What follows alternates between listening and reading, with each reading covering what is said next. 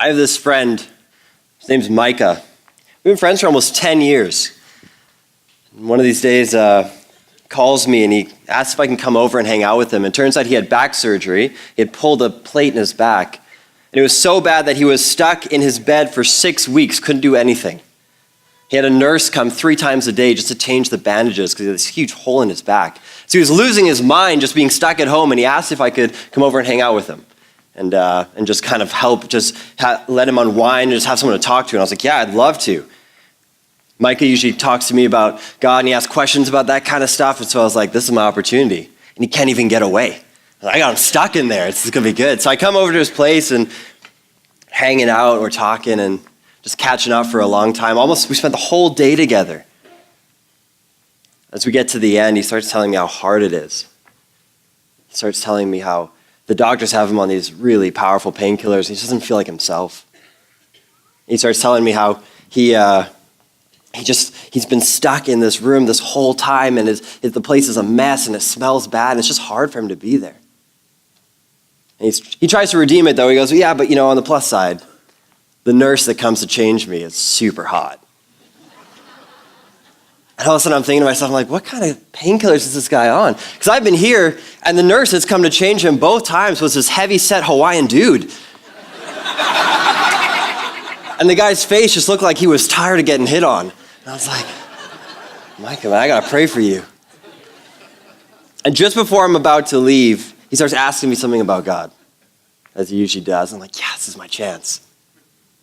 And so he asked me something, and so I started explaining it to him. I'm like, yeah, okay, well, because God loves everybody, and then I go on, and he kind of interrupts me. He goes, yeah, but God doesn't love, everybody. Obviously not the pedophiles and, the rapists and stuff, right? As if to, agree with what I was saying, but just to clarify, make sure we're on the same page.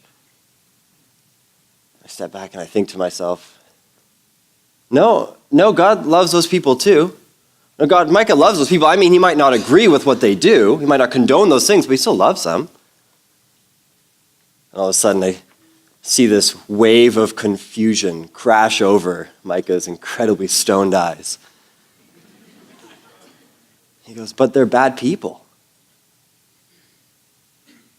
So we start talking about this. And what I discover is that Micah has this idea. He has this ideology that God will only love you if you're a good person. So if you're a good person, God will love you and you'll go to heaven. And if you're a bad person, God doesn't love you and you don't go to heaven. So I asked Micah, I said, Micah, are you a good person? He goes, yeah, I am. According to who? See, the problem with this worldview that Micah has is that he's not actually in charge of who goes to heaven. He's not in charge of who defines what it means to be a good person. So he sits here and he goes, yeah, you just have to be a good person, and then you go to heaven, and culture tells him that, and sometimes Christians tell him that, and all these things are telling him, you just have to be a good person, you just have to do these things, and then you go to heaven, then God will love you. And he sits there going, yeah, I'm a good person, but he doesn't get to decide that. We've been wrestling with these questions. What does it mean to be a good person? Do you have to be a good person? Who goes to heaven? Is there a heaven? We've been wrestling with these questions for thousands of years, and one of the things I love about the Bible is that it's not just some ancient document that we just have, that we read stuff from, and it's just boring and technical. No, this thing answers questions that we have today. This Bible is still relevant and still holds the answers to questions that we've been searching for thousands of years. Do we have to be good people? What does it even mean to be a good person? Is there a heaven and a hell? Is there a God? And if so, what do I have to do to go to heaven? Do I even want to go to heaven? Jesus, in Luke 18, tells a story that addresses this question. And Luke basically was a doctor who followed Jesus around and wrote a biography of him and everything he did and said. And so in Luke 18, Jesus addresses a crowd as he's going from town to town, and he sees these people, and he perceives that they are confident in their righteousness. He perceives that they think that they're good people. No, they think they're the best people. So he tells them this story. He tells them a story of 2 men who go to the temple to present themselves to God and to pray, as was normal in the Jewish custom. And the first man was a Pharisee. So the Pharisee comes into the temple square and he goes right to the center, right to the front, and he separates himself from everybody else and he stands there, presenting himself to God, dressed in his best clothes. And this is what he prays. God, I thank you that I am not like other men, extortioners, unjust, adulterers, or even like this tax collector over here. For I fast twice a week. I give tithes of all that I get. And this was the Pharisee's prayer. And then Jesus shifts the narrative. And he brings on to the tax collector. The tax collector came to the temple as well, but he wouldn't go into the square. He wouldn't even go into the center where everyone was. He sat in the corner in the darkness, away from everybody else, and not even lifting his eyes to God as he prays. He goes, God, be merciful to me, a sinner. Jesus ends the narrative there. And then he addresses the crowd. And he says, the tax collector walked away justified, not the Pharisee. This would have been nonsensical to his crowd that he was addressing. This would have made no sense because the Pharisee was a religious elite. He was the best of the best. He was the example. He should have been up here separated from everybody else so they could see what a good person looks like. He says, I fast twice a week. He didn't have to fast twice a week. He was going above and beyond what was expected of him. He said, I give all that I give tithes of all that I get. He didn't have to give tithes of everything. He was outlining how he has taken the law and gone above and beyond it and done extra good things for it. And these are all really good things. And he stands here and he does this. And then Jesus says, no, he wasn't justified. And the crowd goes, what? That doesn't make any sense.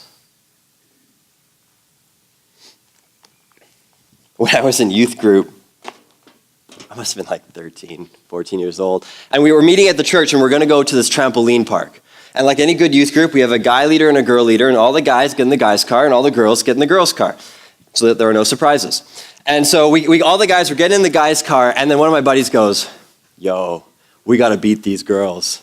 We got to prove that girls are dumb and boys are better. We got to get there first. We got to get there so early that we're bouncing on the trampolines by the time they get in. And so all of a sudden this energy starts building in the car. We're like, yeah. We got to beat these girls. So we grabbed the youth leader's phone and we were like punching in the address on Google Maps. We're not messing around. We want GPS, real-time traffic. We got to win. So we get in the car. We're all loading in really quick. We floor it out of the parking lot. And we see the girls are like still getting in the car. We're like, oh, we're fine. We hit the highway. We're just flying at approximately the speed limit.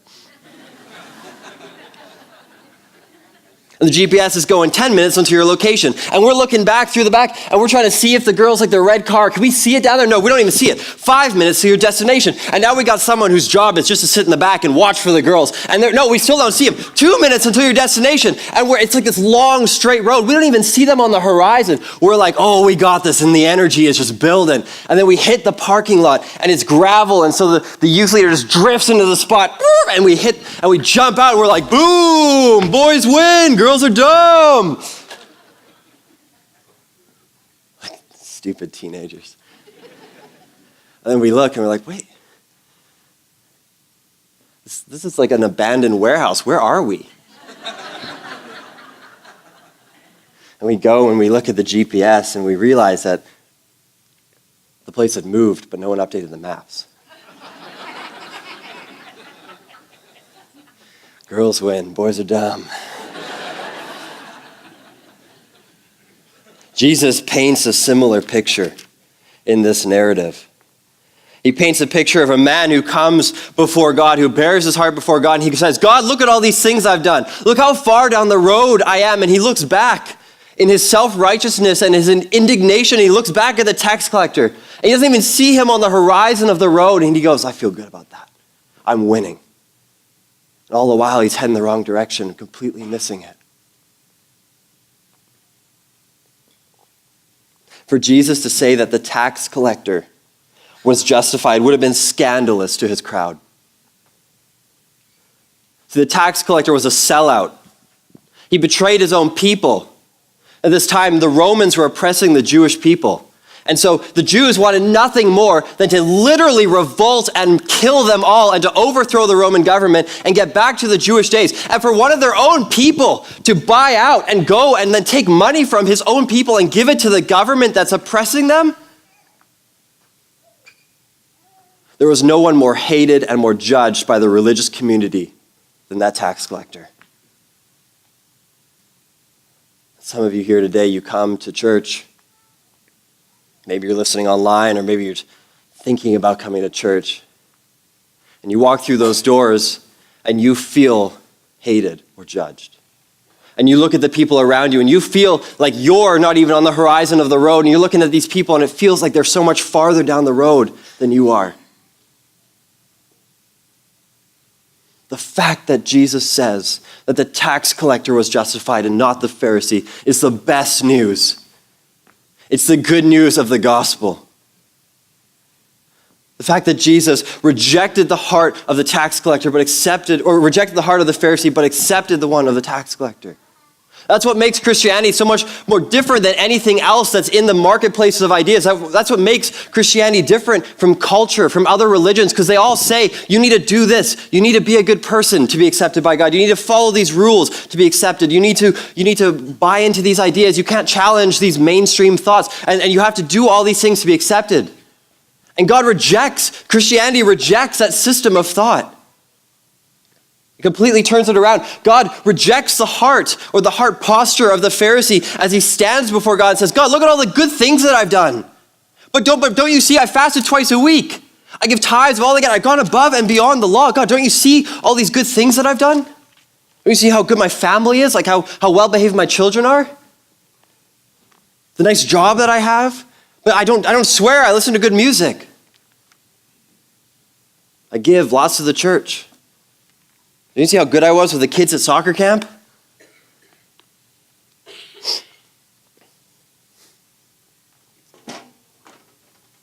Jesus shows us that what God is interested in is the heart of the tax collector, not the heart of the Pharisee. The tax collector stood there and he wouldn't even lift his eyes to God. He said, God, I'm helpless to save myself. I'm absolutely powerless. There's nothing that I can bring to you to save myself. And all he had was a heart full of faith.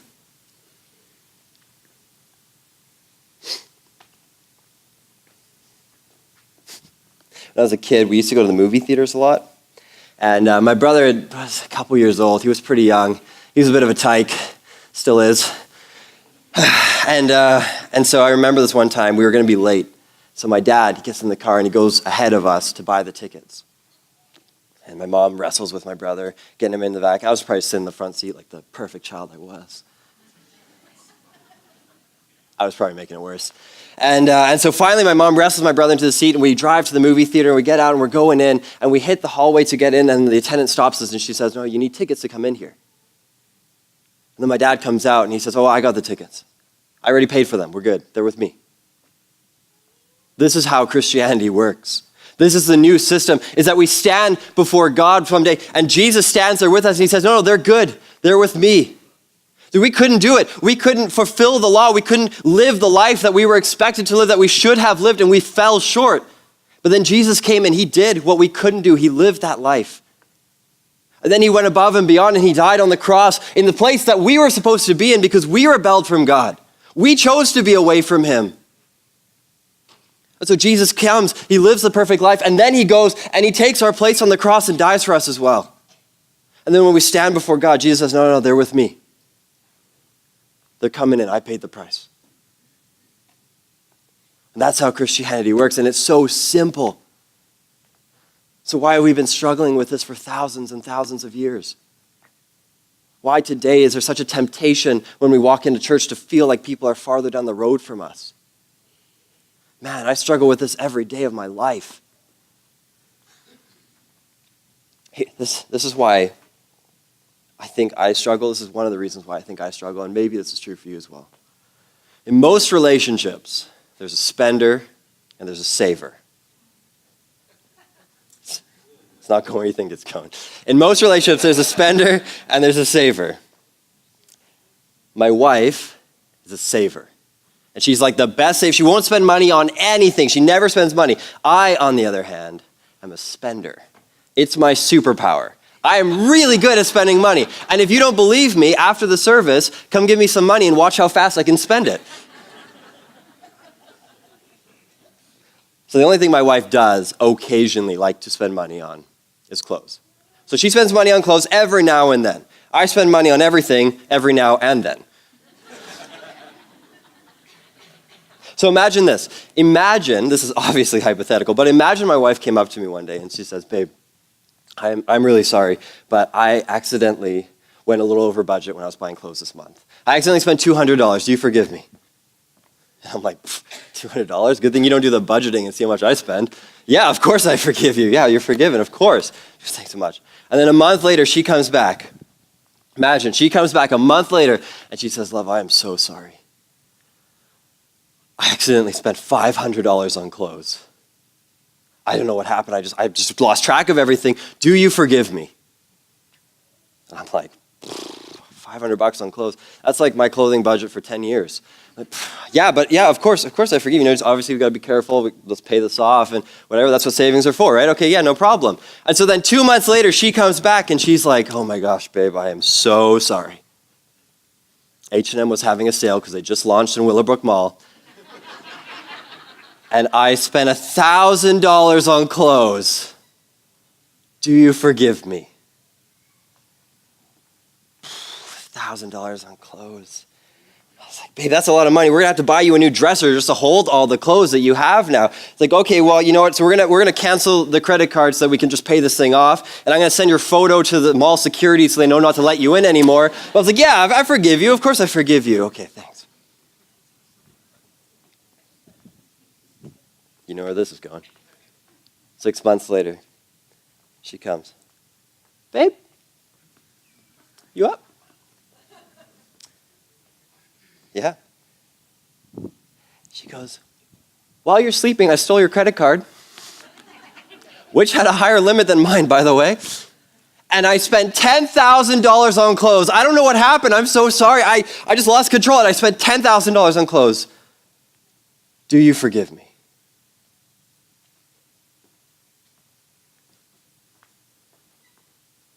No, I don't forgive you. $10,000 on clothes, that's like a down deposit in any home outside of Vancouver. Like, you stole my credit card? What were you doing? How'd you get past mall security? Like, oh my gosh, no, I don't forgive you. You're not learning your lesson. You're just taking advantage of me over and over and over again. I just keep forgiving you, and then you do this back to me. Don't you see how you're hurting me? Don't you see how you're abusing this relationship that we have? No, I don't forgive you. I'm getting tired of this. You're not learning your lesson.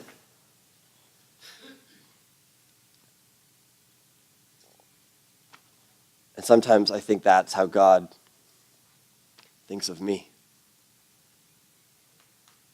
And all of a sudden I realize I'm not talking to my hypothetical wife. I'm talking to myself. See, the problem with humanity is that we can't comprehend unconditional forgiveness. I mean, we get it, we get the idea, but it's just so beyond what we can comprehend. It only took $11,700 and one stolen credit card for me to stop forgiving my wife. And so what we do is what I do is I take my idea of forgiveness and I project it onto God. So what happens is I fall in love with Jesus. He calls me. I become a Christian and I ask for forgiveness. I repent of my sins. And then I go into this new life and this weight is taken off me and I'm living this life as a Christian now and I have this new life and I'm so excited. And then like a month in, I mess up and I sin. And I feel it inside of me. I feel it tear at my soul and I feel horrible about it. So I go back to God. I say, God, I'm so sorry. I'm so sorry. I did that thing. I know I'm not supposed to do it. Do you forgive me? And he goes, yes.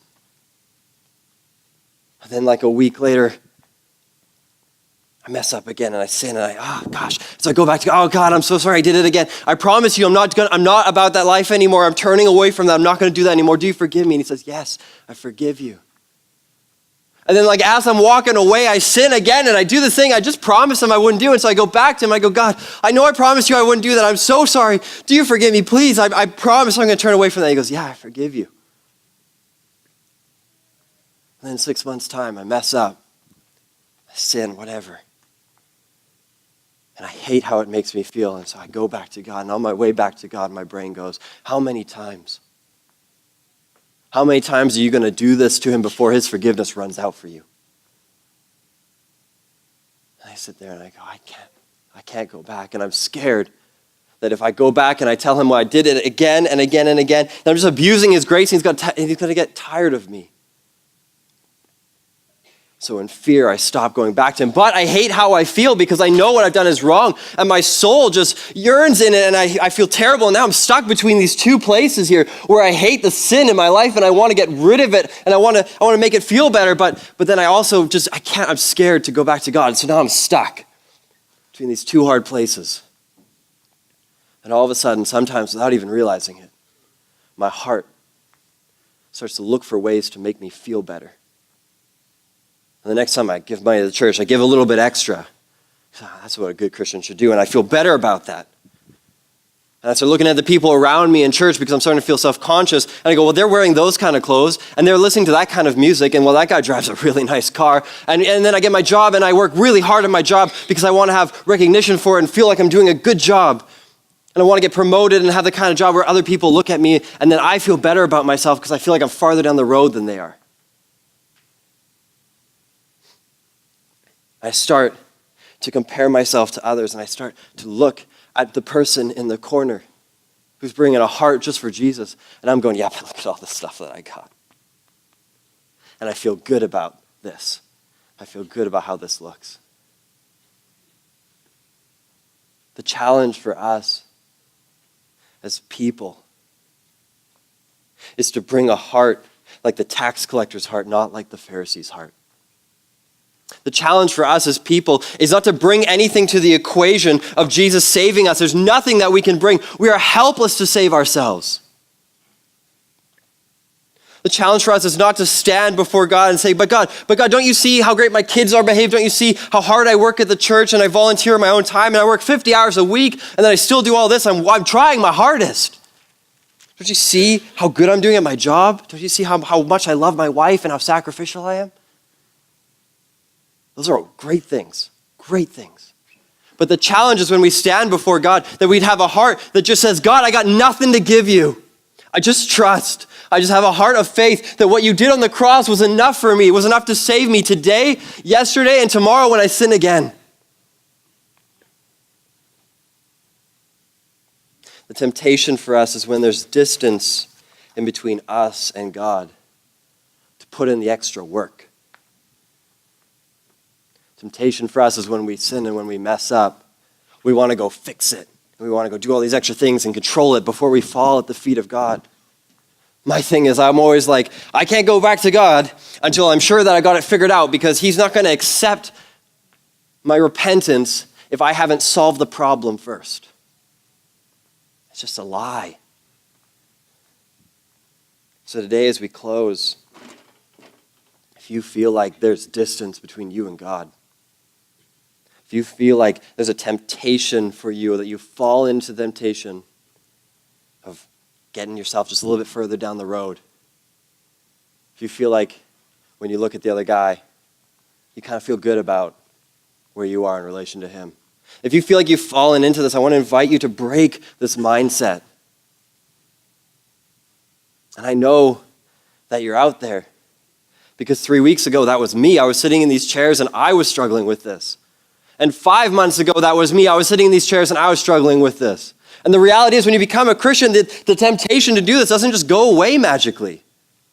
Every single morning, every single day, every time you mess up, we have to be intentional about going back to Jesus and not adding anything to the equation. It's still Jesus. It'll only ever be Jesus that saves us, nothing else. I want to invite you to break that mindset and to take on a heart full of faith that nothing but Jesus saves us. I'm going to pray for you guys. God, this prayer is really just mostly for me. Sometimes I don't like preaching because it just means I got to sort my stuff out first, and I don't want to because I kind of feel comfortable with how great I can control it. God, we need you so much. We're helpless to save ourselves. And you give it so freely. You offer this thing to us so freely. Jesus, I pray that you would break the mindsets of us. You'd break those chains, those lies that are inside of our head that would say, we don't not good enough yet. We got to fix the problem before we can come back to you. Jesus, if there are people here today who feel like they're further down the road than their peers, there are people here today who are visiting church and they feel like they're not measuring up to the people around them. God, I pray that you would just break that mindset. We're all sinners. We all need you. There's nothing that we bring to the table. There's no amount of performance or obedience that will ever make this right. It is only a heart full of faith in you and your sacrifice on the cross. God, I pray that you would just help us commit to living a lifestyle where we reject that worldview, where we reject that practice, and God, we just keep coming back to your feet. Yes, we need to be careful. Yes, we need to stop sinning, but God, ultimately, we need to be rooted in the reality that salvation is born out of our hearts of faith, not of performance. I pray this in your name, Jesus. Amen.